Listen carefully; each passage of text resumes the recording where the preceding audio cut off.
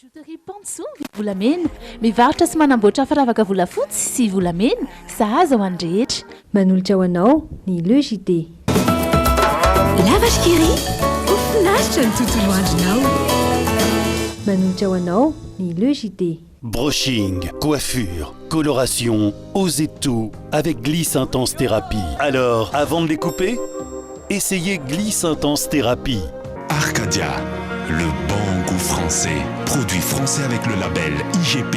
Dispose d'une large gamme de vins disponibles dans les grandes épiceries et grandes surfaces.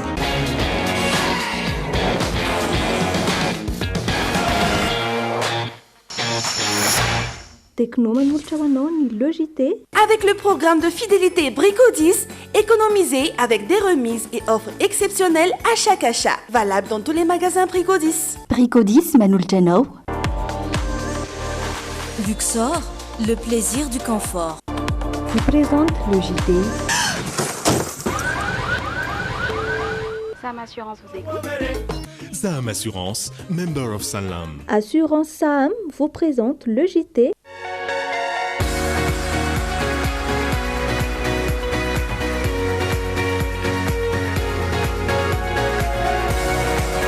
Yaourt Iti, le yaourt préféré des Malgaches.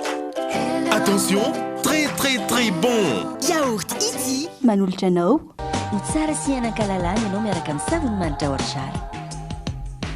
Orchard, liberté et fraîcheur. Manolotra anao, Le JT. La Galerie Feima ouvre ses portes en plein centre-ville d'Analakel.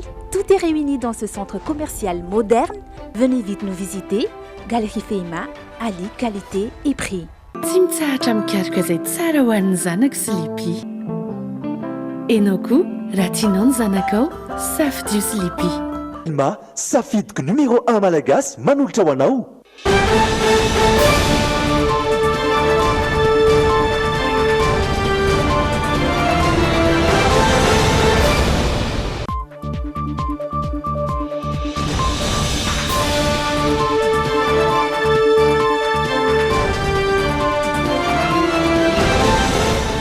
miarabanao tonga soindray atao anatin'ny fotoanany fampiararam-baovao to amin'ny Le JT amin'ny talata fa 9 ny volana novambra ity reto lohatentsika.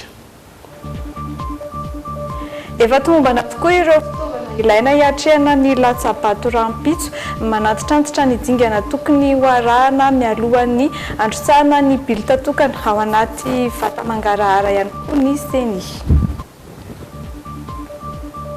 Tsy tombana ny fikarakarana ny fifidianana hoy ny antoko tiako i Madagasikara. Porofona sehoan'izy ireo androany ny fisiana olona iray voasoratra indroa ao anatin'ny listim-pifidianana ny fanovana sy ny fanampiana anarana anatin'ny lisitra.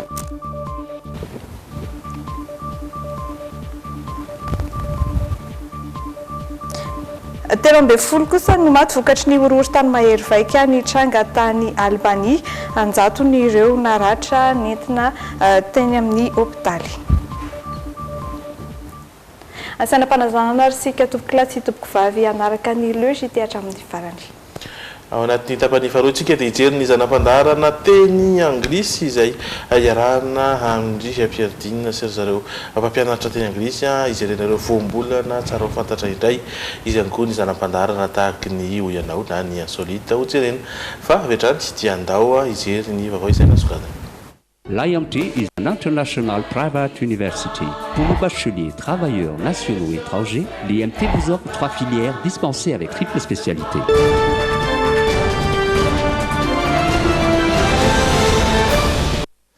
Efa niroso tamin'ny fanomanana ireo efitrano andraisana ny mpifidy amin'ny alarobia izao ny akamaroan'ireo fokotany. Fotoana sy sandrasana amin'ny fifidianana satria efa tomombana avokoa ireo fitaovana ilaina hiatrehana izay latsabato izay manatitrantotra ny amin'ny tokony jerena tsara ny falavorariany dingana rana mialoha ny androtsahana ny bilita tokana ao anatin'ny vata mangarahara ihany koa ny seny fanamparazavana hoentina irindra tahiry sy kasambola manana. Tsy misy afa-tsy ny fametrahana amin'ny toerandreo fitaovana rehetra nomen'ny seny anatanterahana ny fifidianana sisa no asany andro ireo birao fandatsaham-bato androany tonga ara-potoana avokoa ireo fitaovan'ireo raha nitatitra. Complet daholo fitaovana reto zao izy hitasika eto manoloana reto. Urina ho an'ny fividianana ben'ny tanàna dia ho an'ny fividianana conseil municipal, dia ny kit, ny liste électorale, zay angamba sa dia ny PV. Zay zany manoloana io. Fokotany zany sy ny fanjakana rehetra fa vonona ho an'izany fahatapahan-jiro zany.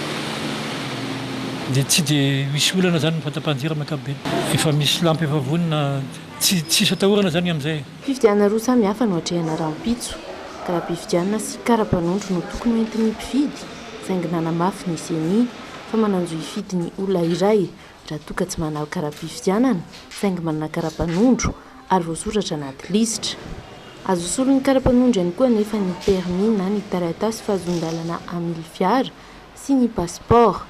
Ny latsabato any ben'ny tanàna no atao mialoha ary manaraka izany ny any mpanompo-tsaina.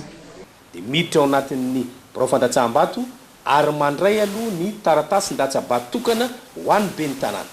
Dia ataony fisafiditsika ho an'ny ben'ny tanàna, arotsaka ao anatin'ny vata mangararan'ny ben'ny tanàna, dia mandraindray ny bulletin tokany mpanolotsaina. Dia ataony safiditsika ao anatin'ny efitrano fitokanan'ny mpanolotsaina, dia alatsaka ao anatin'ny vata mangarahara ny mpanolotsaina. Zay vao miverina eo amin'ny sekretera ny birao fandatsaham-bato manao sonia lisy mpifidianana roa, lisy mpifidianana ho an'ny ben'ny tanàna sy ny lisy mpifidianana ho an'ny mpanolotsaina. Mila mijery tsara ny vato arotsany ny mpifidy aorian'ny fanasiana marika ny bileta tokana raha ny fanamariana vao miramaro tena mizana ny fifidianana hatrany. So ny roa samy hafa n'ireo mpikambana birao mpifidianana no tokony ho hita ao an-damosy ny bileta tokana iray. Fatra farany dia entanina isika rehetra mba hanamarina tsara ny bulletin tokana rehetra izay raisitsika na ho an'ny mpanolotsaina na ho an'ny ben'ny tanàna, fa tsy maintsy misy soni anankiroa ataon'ireo mpikambana birao fandatsaham-bato ny ao an-damosiny, izay vao ara-dalàna, izay bulletin tokana eny am-pelantanantsika izay.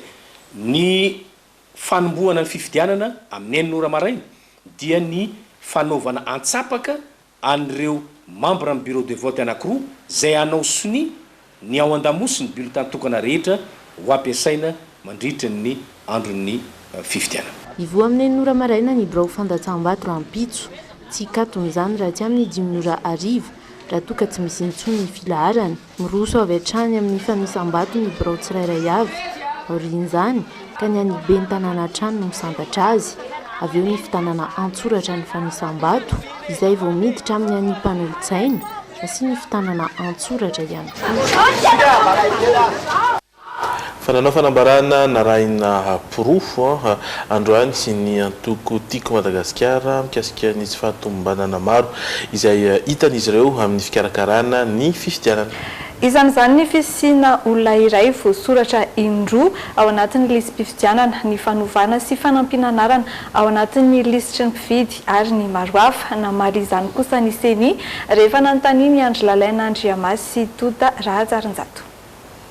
Nahita zavatra hafahafa tamin'ny lisy mpifidianana teto Antananarivo renivohitra, izany hoe tanivon'ireo boriboritany enina ny antoko tim.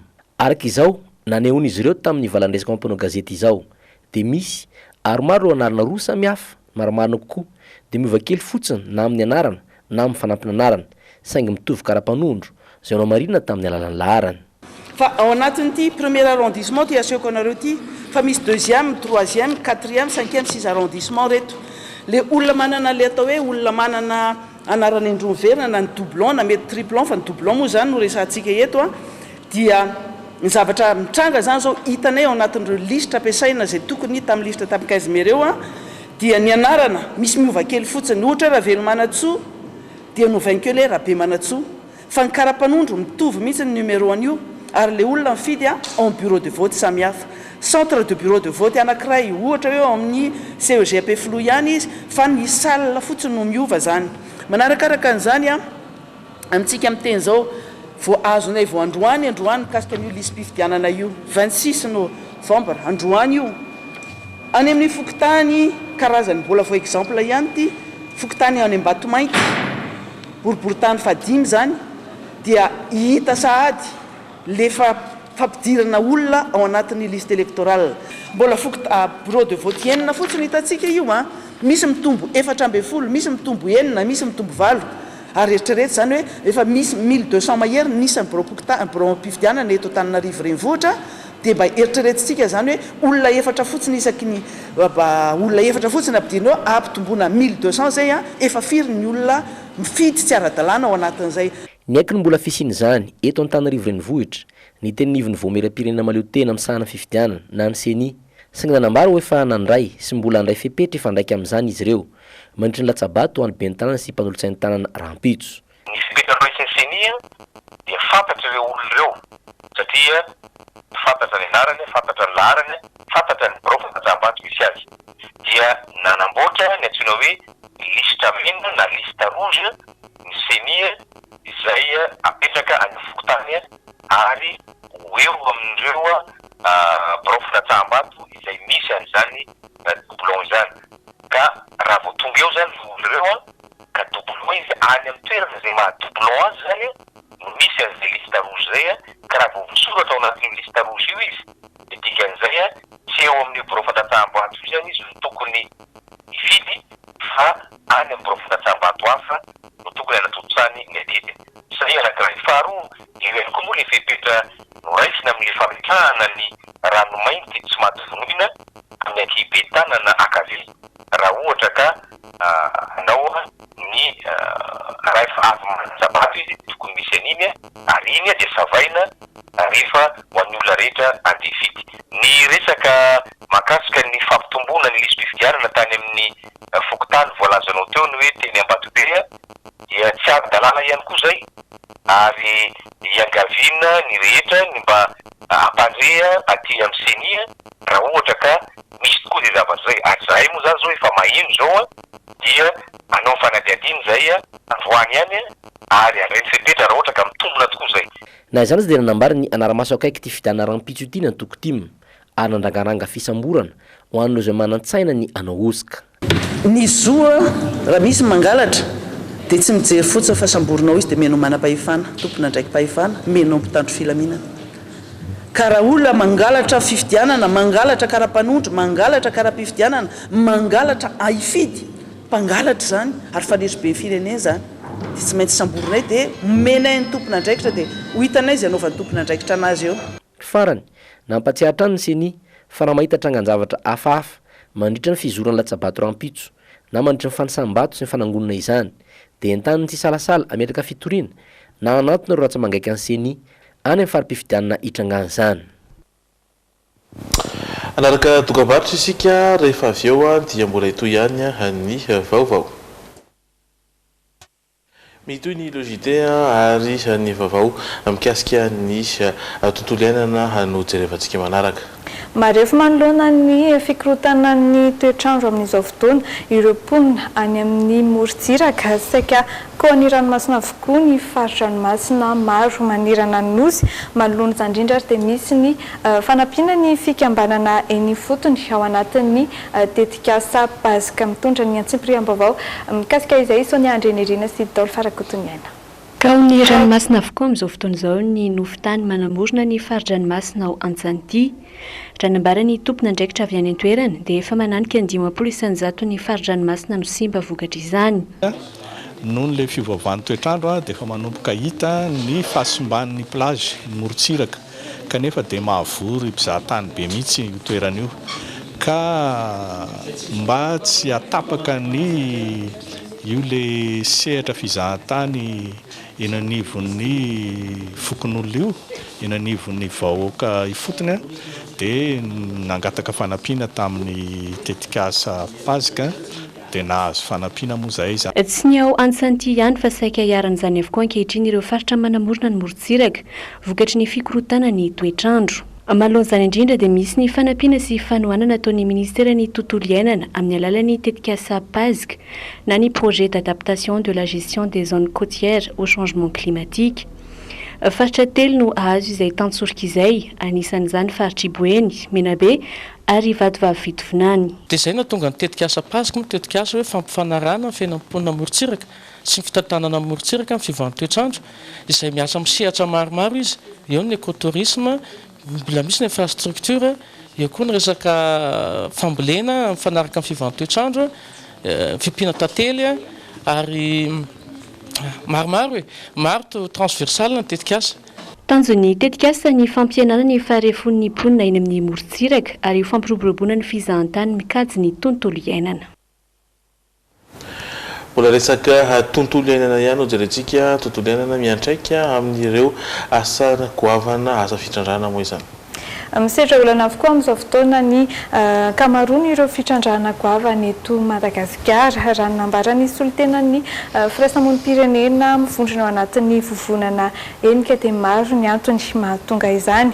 Maro ny fanovana sy ny fandraisana andraikitra tokony ho atao ho fisantarana izany sahady no antony fanovatso ny mpiara-miasa teo amin'ny Office national ny tontolo iainana sy ny vovonana enika izay ivondronan'ireo firaisamonim-pirenena. So ny Nirina sy idol farakotsiny anatrany no mitondra antsika ny momba izay vaovao izay. Nanomboka tao Somamanina nandritry ny fihetsiketsehana nanoeran'ireo mponina ilay orinasa sy nompitrandrika volamena tamin'ny taona 2012 tsy nitsahatra ny sedra olana ireo fitrandrahana goavana teto Madagasikara taty aoriana. Ankoatra ny orinasa mpitrandraka base tuleara izay nahato vonjimaika taorian'ny savorovoro nateraky ny tsy fankasitrahany ny mponina sasany tany an-toerana. Misedra olana ihany koa ankehitriny ny fametrahana barazy ao farihy tsara ka sain'ny orinasa Dozy Green natao. Mikiomy ary mandany ametrahana izany ireo mponina any an-toerana no ity farany ahina hiteraka tondra-drano amin'ireo tanàna manodidina. Maro ny antony mahatonga ireo fanoerana sesilany amin'ny fitrandrahana renakibony tany eto amintsika ireo raha nambarany solotenan'ny firaisamonim-pirenena mivondrona ao anatin'ny vovonana enika tamin'ity androany ity. Voalohany indrindra manaiky zany ny olona rehetra amin'izao fotoana izao fa mbola betsaka ny fanatonana ara-tsosialy sy ara-tontolo iainana amin'ny fampiasam-bola eto Madagasikara. Efa eken'ny eran-tany amin'izao fotoana izao fa tsisy fampandrosoana voajantsafy izany raha tsy misy izany amin'ny fijerevana sosialim-bahoaka sy ny aitondra mikasika ny tontolo iainana. Misy korotandrotana daholo fitrandrahana sy jeeritreritra fampiasam-bola goavana eto amin'ity firenena ity kasika zany hatreto. Ny antony dia misy anankiroa lehibe zany mitanay. Ny anankiray dia Madagasikara tokoa dia mbola tsy manana vina lavitrezaka iraisana. Vina lavitrezaka iraisana na hoe vision inclusive à long terme ho an'ny fampandrosoana sy ho an'ny fitantanana ny arena l'équipe arena voajanahary na ambanin'ny tany na ambonin'ny tany zany hatreto. Ny anankiray faharoa lehibe dia manana politika sika, manana lalàna, manana isan-karazany fa tsy fanahaka tsara amin'ny tena zava-misy ny toerana. No tanterahina androany ny fanaovantsony mpiara-miasa teo amin'ny Office national ny tontolo iainana sy ny vovonana enika ivondronan'ireo firaisamonim-pirenena miisa 10. Tanjona ao anatin'izany sy ny mangarahary eo amin'ny fomba fiasa, fanaraha-maso ny akon'ireny fitrandrahana ireny eo amin'ny tontolo iainana ary fanavaozana ny lalàna mifehy izany. Fa nitafa tamin'ny televiziona malagasy ny filoham-pirenena Andry Rajoelina. Namelabelatra ireo fomba fahitan'ny olana misy eto amin'ny firenena miaraka amin'ny vahaolana arosony manoloana izany ny filoha anisan'ny afatra napetrany ny amadranana ny disadisa sy ny adila politika mba hirosona amin'ny fampandrosoana fahatapahan-drano herinaratra fototra-fitrasa loha hevitra isan'ny noresana nandritra izay tafatafa naharitra ora iray izay. Tsy fampiny serasera no lesoka voalohany nambaran'ny filoham-pirenena manoloana ny olana amin'ny famatsiana rano sy herinaratra eto Madagasikara amin'ny mahavanana ny tenany eo amin'izay lafin'izay indrindra no mbola nitondrany fanazavana mikasika io olana iray lehibe io. Ny fanteran'ny fototra-fitrasa sy ny halatra jiro no anisan'ny olana tsapany fitondram-panjakana tato ato nanakana ny famatsiana rano sy herinaratra. Tsy mamatsy afa-tsy roa etsy metatra toratelo ohatra ny fototra-fitrasa misy ankehitriny amin'ny rano raha toa ka 3 etsy metatra toratelo no filana raha ho an'ny eto Antananarivo fotsiny. Manombana ny anampy 4 metatra toratelo ny mijirama any amin'ny volana febroary na martsiny raha ny fanambarana nataon'ny filoha fa aretany tsiraray no andrasana amin'izany.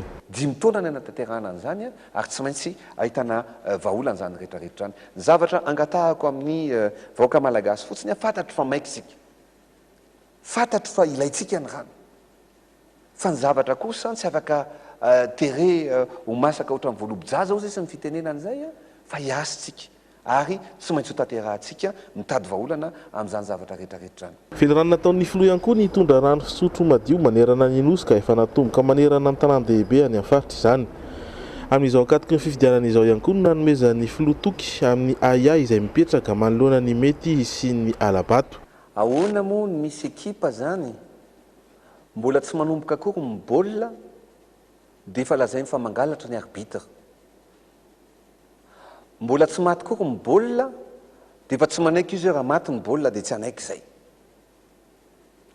Ny olona milaza fa misy ny Alabato reny ny tena mpangalabato. Nanamafy ny tenany fa vonina ny anampy ny tanàna Antananarivo ary ny antso ny amin'ny tsisy ny adila politika sy ny disadisa ny tenany raha nanambara fa hamatsy vola ny renivohitra. Za dia amme budget 10 milliards d'ariary ho an tanàna Antananarivo. 10 milliards d'ariary, 50 milliards de FMG. Tsy iainan'olona tsony ao anatin'ny loto. Raha nikasika ireo foto-drafitrasa kosa indray dia mbola resabe sy ady hevitra ny manodidina ny tetikasa Tanamasoandro no arian'ny filoha ny fisian'ny lesoka teo amin'ny fanombohana ny tetikasa amin'ny tokony sy ny fampiresahana saingy nambarany fa tombontsoan'ny olombitsy no arovana ao ambadik'io. Efa maro izy ireo olona vonina ny hanomeny taniny ho an'ny fampandrosoana. Ny cité ministérielle no apetraka eny Ambotrimanjaka amin'izao dingana voalohany izao. Tetikasa mpanjakana nataontsika mpanao politika mpanohatra iray roa manohatra ny fandrosoana no manohatra ny fandrosoana mapetraka amin'ny Madagasikara. Tiako atseho ny vahoaka malagasy eto hoe ohatry ny ahoana inona ny zavatra ho atao. No ataontsika eo dia ny cité ministérielle zay amin'ny misy ministère 12 zay ny asa tetikasa voalohany ho atao eo. Ohatran'izao zavatra ho hitantsika zao. Manaraka sy mihitatra ny arivony mamy sy feno arivo ireo foto-drafitrasa ho an'ny trano fonenana rehefa vita ny cité ministérielle eny Ambotrimanjaka. Ho atomboka ny vady kosa ny building mora ka 730 no vitaina ao anatin'ny heritaona sy tapany. Tsy adin'ny filoha ny nampiseho taratra ny mety ho endriky ny kianjan'ny Mahamasina rehefa ho avaozina. Kianja izay ho ampanarahana ny fenitra iraisam-pirenena mety hazaka olona mahery ny efatralina. Fa lambavao afa kosa indray no anoizantsika ny fotoana dia ny mikasika ny tontolon'ny serasera. Amin'ny volana Jona no fetim-potoana napetraky ny fikambanana iraisam-pirenena momba ny serasera ivadian'ny firenena mpikambana amin'ny TNT na ny fahitalavitra nomerika ao anatin'ny fitetezam-paritra ampahafantarana sy andresena lahatra mikasika izay fiovanako-avana amin'ny haino aman-jery izay ny ministeran'ny serasera sy ny kolontsaina tombony ho an'ny haino aman-jery amin'ny fitsibadiana makany amin'ny TNT ny fafana mandrakotra any Madagasikara iray manontolo raha ny fanazavan'ny ministra Laratina Andriatongarivo tany Mahajanga mitondra ny andinindiny-baovao mikasika izay Rindra Tahiry sy Tota Ratsaratato. Manana volana eo sisa ny fitondram-panjakana malagasy andresena lahatra ireo tompona haino aman-jery amin'ny fitsimbadiana makany amin'ny TNT na ny onjam-peo sy fahitalavitra nomerika.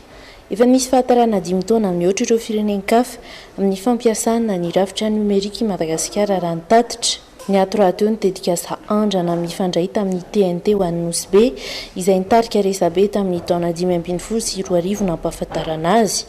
Amin'izao fotoana tsy mijatra ny manatanteraka atrikasa fampahafantarana sy fandresena lahatra ireo tompona haino aman-jery ny ministera amin'ny fitsimbadiana makany amin'ny TNT tahaka izay natao tao Mahajanga ny herinandro lasa teo. Ekena zany no azony rehetra ny couverture nationale na ny fahamandrafitra ny manerana Madagasikara ao anatin'izay fijerana amin'ny TNT zay. Zay ny voalohany dia faharoa zany ny hatsaraon'ny kalitao ny sary sy ny feo mazava ho azy izay ampitaina. Fahatelo ny fisitrahany ny firenena rehetra zany izay hoe zoa azony voalohany zay ka mba hitovy na ny aty Mahajanga na ny any Tomasina na ny any Antsoliara na ny any Belobaka na ny any Fandrina na ny any Fianarantsoa sy ny sisa dia tokony mitovy zany ny vaovao azo fa tsy misy intsony hoe fitanilana fotozay. Tsy misy fanerena ho an'ireo tomponainao anjery amin'ny fitsimbadiana amin'izay TNT izay sy ny fijanonana amin'ny rafitra analôjika ho iatrany minisitry ny serasera ho afaka hifanindra an-dalana aorian'io fotoan'io kosa nefa ny fampiafisana ny rafitra analôjika sy ny rafitra numerika miankina amin'ny filan'ny mpanjifa na ihany koa ny safidy ny hainao manjery. Alafa-baovao manaraka kosa indray ny mikasika ny tolotra izay omeny ny Canal Plus.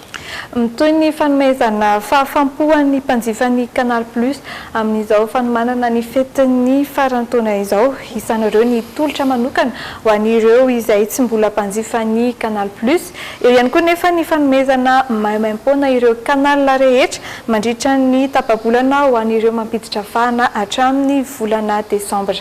Ny Canal Plus izay efa ahitana ny fahitalavitra streaming atao anatin'ny 12 volana izay.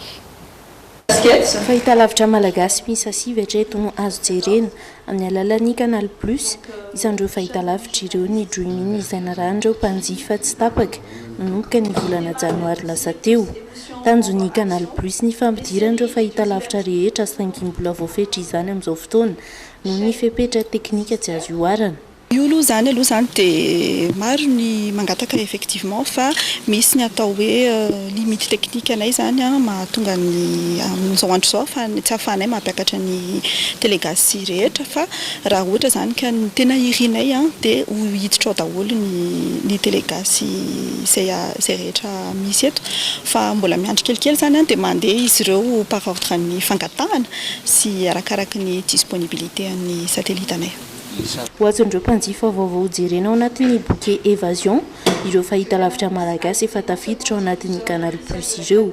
7 alina ariary ny saran'ny décodeur sy ny installation ho an'izay tolotra natokana ho an'ireo mpanjifa vaovao izay.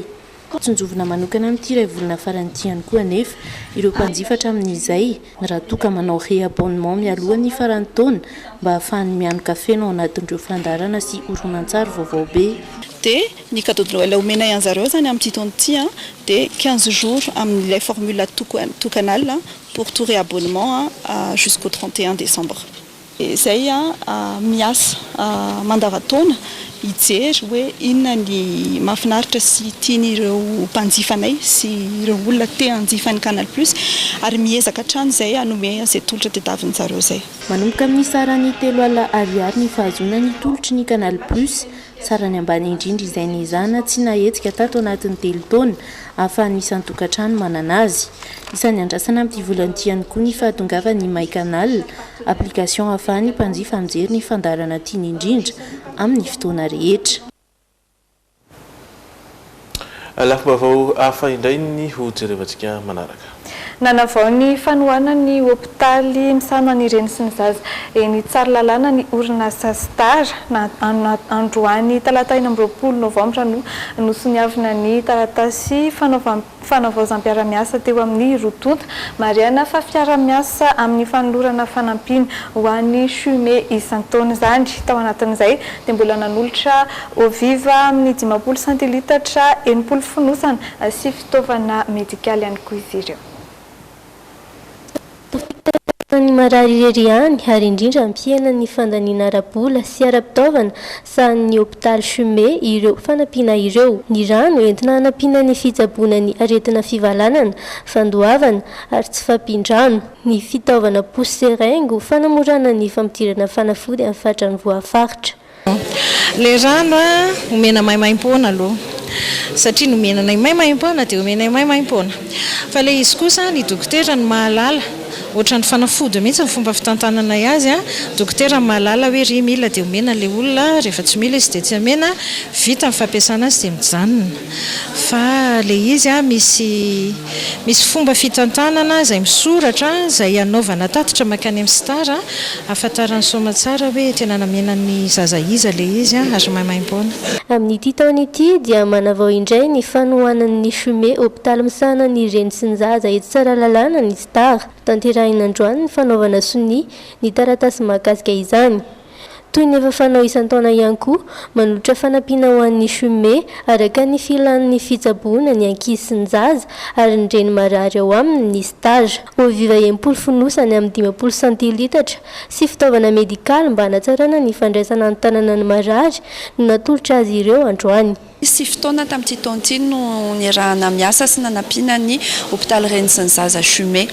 Ity fiara-miasa ity sy ny fanampiana moa zany dia voalohany indrindra amin'ny alalan'ny fanomezana rano maimaimpoana ho an'ny hôpitaly rano miisa 900 tavoahangy izy io isam-bolana na 60 pack amin'ny oviva 50 centilitres izay ahafahana mandray tanana andreo ankizy marary sy reny marary eto amin'ny hôpitaly indrindra ho an'ireo izay marary resaka déshydratation fivalanandrano fandoavana sy ny sisa. Zava-dehibe ho an'ny Star ny fanomezana fahafahana fitsaboana ho an'ny olon-drehetra ka lara-pahamehana amin'izany ny reny sy ny zaza ao anatin'ny asa sosialy mahakasika ny fahasalamana mandava-taona ity fanampiana sosialy ho an'ny Chume tsara lalàna androany ity. Manaraka kosa indray ny mikasika ny biolojika. Raha tsika manaraka izao ny fomba fambolena sakamalao amin'ny fomba chimiobiolojika izany hoe ny fampiasana zezika natoraly sy biolojika. Hitantsika ao anatin'izay ny fomba sy ny teknika vaovao izay noforonina manokana fikarana sakamalao betsaka kokoa raha oharina amin'ny fomba fambolena mahazatra. Arahantsika antsara izao ny fomba fambolena sakamalao amin'ny fomba chimiobiolojika. Toy izao fanamboarana ny tany mba havokatra. Eto izao dia tapatapahana ny mololo ka rehefa izany dia rakotra ny tany nambolena mba hampitsiry tsara ny zanaka sakamalao. Eto indray dia tazantsika ireto vehivavy ireto mitaona ny zezika tainomby ho any amin'ny toeram-pambolena. Fa efa niketrika kosa ny fomba fambolena izay noforoniko manokana mba hamasaka ny tany ka havokatra aingana. Amin'ny alalan'ny fanasiana ireto makarakara mirefy 30 cm amin'ny 30 cm ireto. Lavana izany ary esorina ny tany, soloina zezika tainomby. Asan'olona maromaro indray miaraka izany. Ny sasany manisy zezika tainomby, ny sasany manafangaro ny tany sy ny zezika tainomby, ny sasany kosa mamboly ny sakamalao. Ity hitantsika antsara ity izao ny sakamalao efa maniry tsara amina velaran tany raha hektara eo izay tana lavaka miisa 5.3 alina. Vao manaraka hojerentsika kosa ny maresaka avy any ivelany. Nitrangana horohorontany mahery vaika tany Albanie 12 ny namonina ainy vokatra izay loza voajanahary izay mahatratra 40 kosa ireo naratra ka noraisiny mpitsaboan-tanana teny amin'ny hôpitaly mikatona ny sekoly any an-toerana hatramin'ny androany talata. Mitoetra any kosa ny fikarohana ataon'ny mpamonjy voina sa mbola misy velona aina amin'ireo toerana nahitana trano ny anjera vokatra izay horohorontany mahery vaika izay. Tsy mikely sorika ireto mpamonjy voina Albanie ireto. Ny alanenina so mbola misy olona velona nefa voatsindro noho ny fianjeran'ny trano. Raha ny tarehimarika Vonjimaika 13 no namono ainy ary 100 ireo naratra vokatry ny horohorontany ny tranga teto Albanie. Vao mangiran-dratsy noho ny seho-ny loza ary sokajiana ho mahery vaika satria 4 amin'ny maritrefy magnitude. Isan'ny vomafy ny ilany avaratry ny renivohitry Albanie. Trano maro no ny anjera sy ny aram-pahavoazana. Mananika ny 100 kosa ny olona naratra ary noraisiny mpitsaboan-tanana tany amin'ny hôpitaly vokatra izay horohorontany izay hoy ny fampitam-baovao avy amin'ny ministeran'ny fahasalamana ny an-toerana. Misy 300 ny miaramilana hetsika nampian'ny polisy 700 ifanometanana amin'ny vonjovono ka tao anatin'ny tapakandro manodidina ny 70 ny olona avotra. Isan'ny fepetra noraisina hoe mikatona avokoa ny sekoly hatramin'ny androany talata, fantatra fa tany amin'ny ranomasina Adriatika 430 km avaratra andrefan'ny Tirana no foibe n'ilay horohorontany. Fa iverenantsika kosa ny vaovao avy atao an-toerana satria tsara ihany mampafantatra anao ny endriky ny toetry ny andro ho an'ny tontolo ny andro ny fifidianana ara-pitso. anorana ny tapany avaratry ny nosy ao anatin'ny 3 andro avy isitraka izay oran'izay ny eto afovoan-tany saingy manomboka amin'ny tapany ariva manany mety sy ny fiatrakan'izay amin'ny fikirakirana ny valim-pifidianana ireo sendra ny mpanao gazety ny Riominy.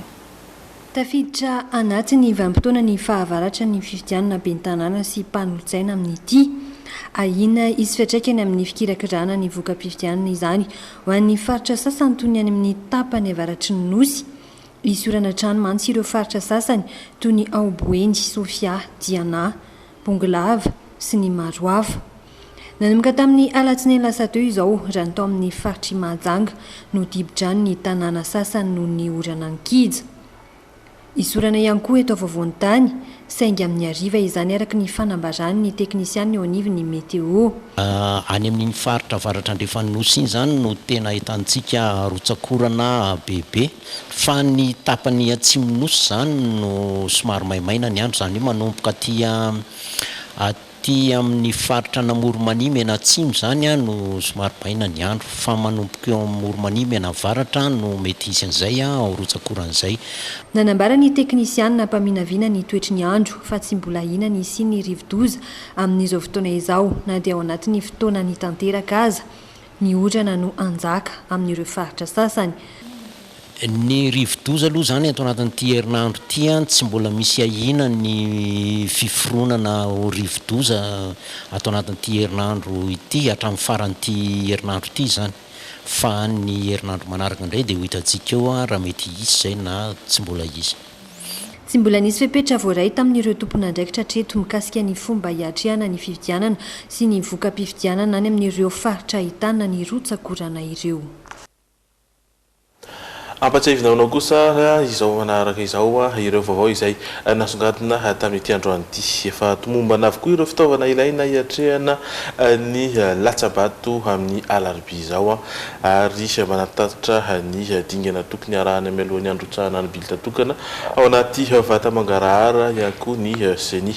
Tsy tomombana ny fikarakarana ny fifidianana hoy ny antoko tiako Madagasikara profinasion ny androany ny fisina olona voasoratra indroa ao anatin'ny listim-pifidianana sy ny fanovana ny fanampina anarana anatin'ny listry ny mpifidy. Aok'izay ny ady la politika ka irosona ny fampandrosoana hoy ny filohan'ny Repoblika Andry Rajoelina raha ny tafa atao ny televisiona malagasy ny takariva ny alatsinainy teo ary ny vaovao manaraka ihany koa ny mikasika ireo fotodrafitrasa mpandehanana eto Antananarivo.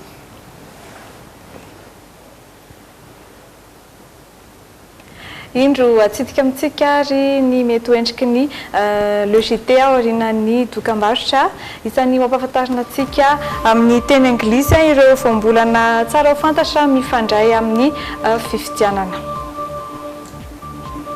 Iompana amin'ny famadiana ny tavoahangy plastika ho lasa akora na fitaovana hafa azo ampiasaina kosa ny fanontaniana amin'ny oyanao.